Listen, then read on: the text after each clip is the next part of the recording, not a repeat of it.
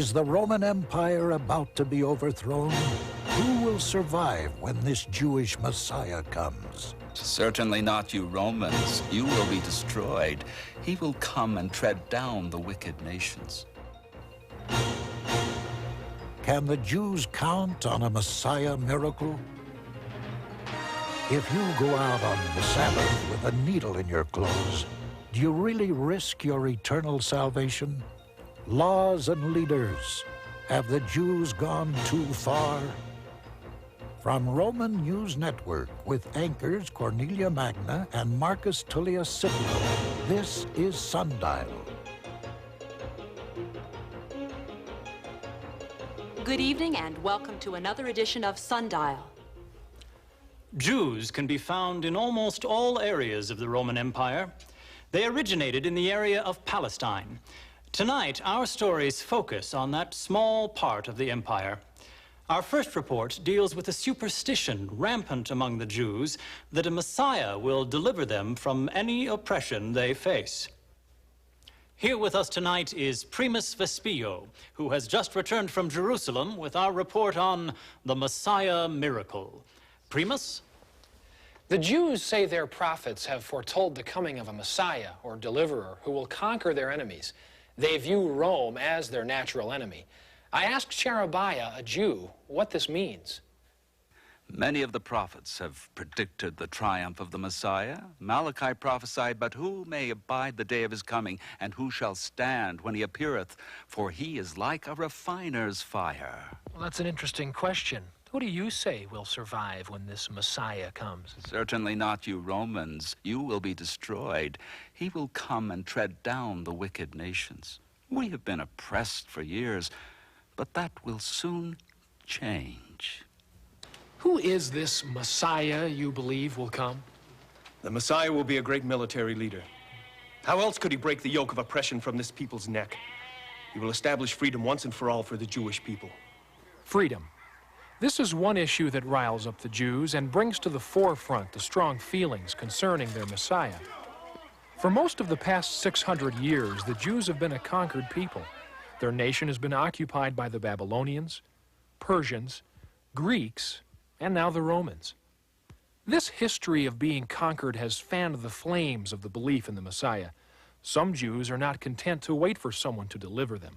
A group of Jews called Zealots are already involved in trying to free themselves from foreign rule by fighting. We talked with one Zealot, but promised to keep his identity hidden. Do you believe a Messiah will come and deliver the Jews? Of course. It has been prophesied by the prophets. Then why do you Zealots take the law into your own hands and fight against the Roman Empire? It is our duty to cooperate with God's purpose, to liberate Israel from foreign powers. Too many of our people sit back and wait. But you take your beliefs to the point of murder and insurrection. Isn't this a little too far? Nothing is too far for the purpose of God.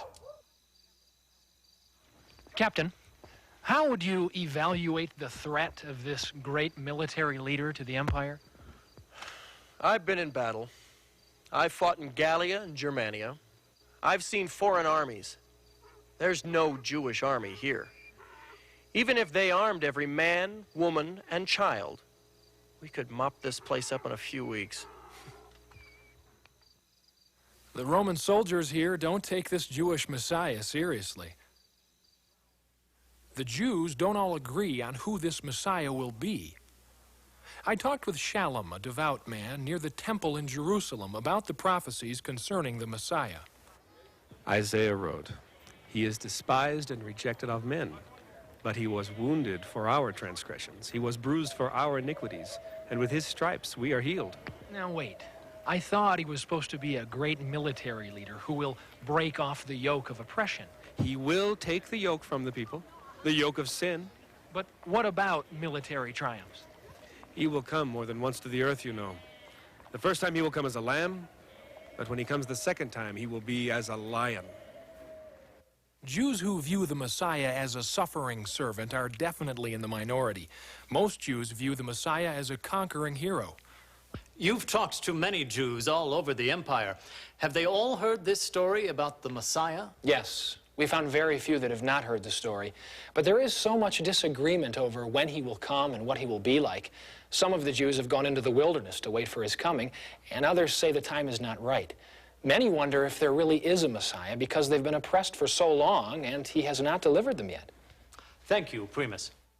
And when we come back, could putting an egg by the fire be against the law? Jewish laws and leaders, are they unreasonable?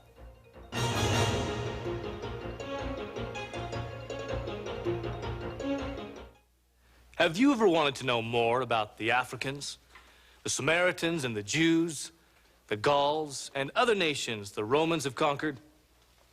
Many intelligent Roman citizens want more information about our empire.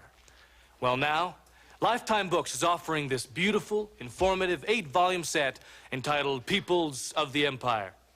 Volume 1 will increase your understanding of the Samaritans and the Jews. Do you know why the Samaritans and the Jews, though they are related, hate each other?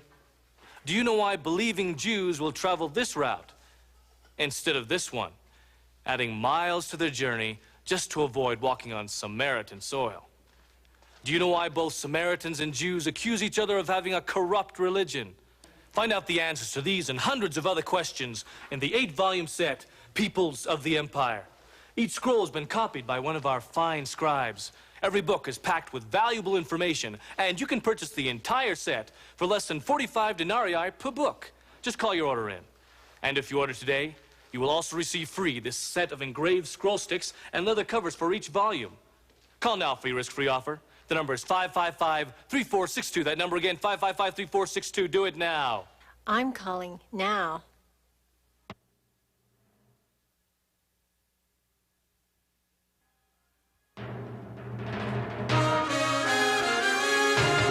Welcome back to Sundial.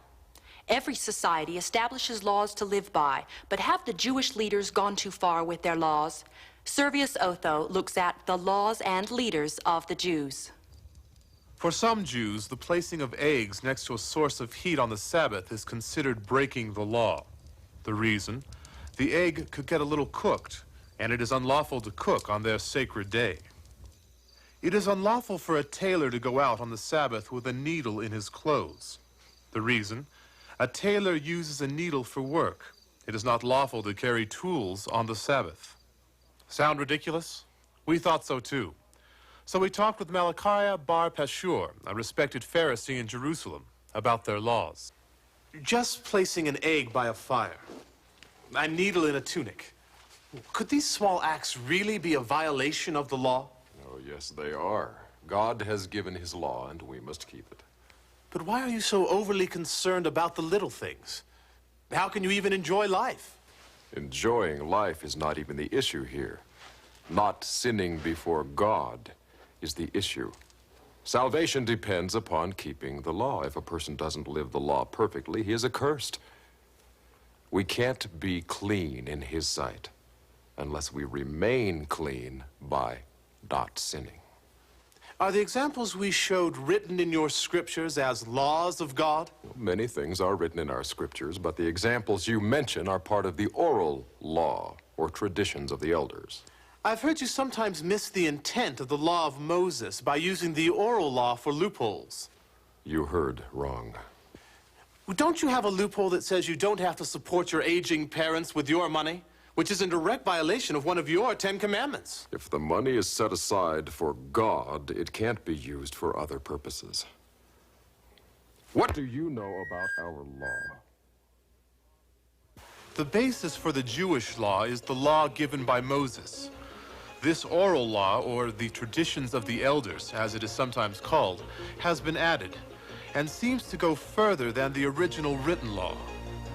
This oral law is almost like building a fence around the law of Moses, so that there's no chance of breaking it.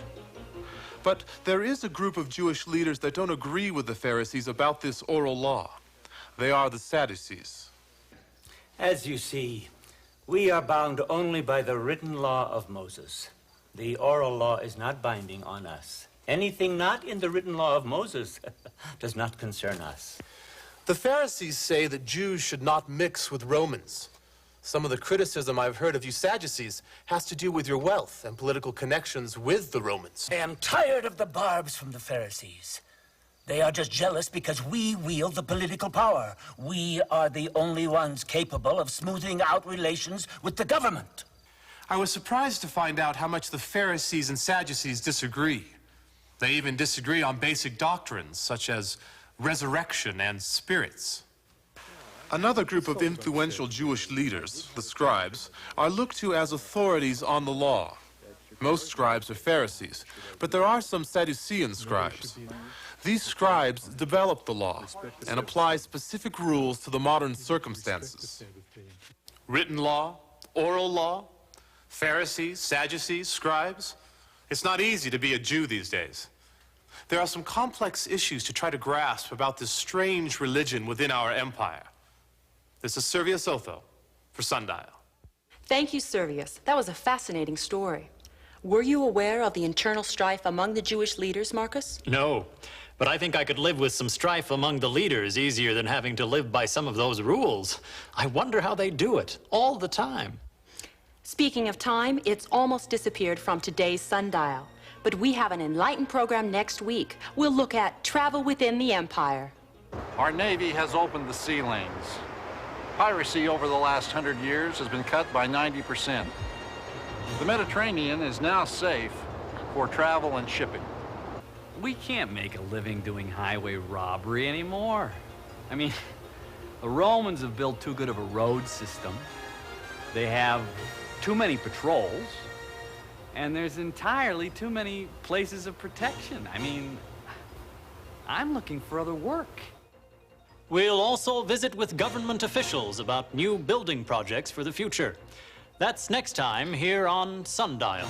Join us then. For now, good night. Good night.